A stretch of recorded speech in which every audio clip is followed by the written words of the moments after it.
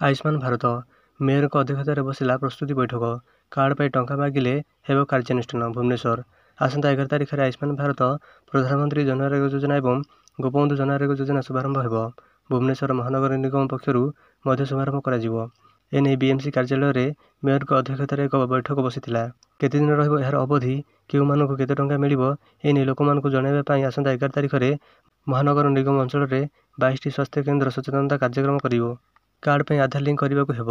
ଏନେଇ ଜନସେବା କେନ୍ଦ୍ରରେ ଯେଉଁମାନେ ଲୋକମାନଙ୍କଠୁ ଟଙ୍କା ମାଗିବେ ତାଙ୍କ ବିରୁଦ୍ଧରେ କାର୍ଯ୍ୟାନୁଷ୍ଠାନ ହେବ ବୋଲି ମେୟର ସୁଲୋଚନା ଦାସ କହିଛନ୍ତି।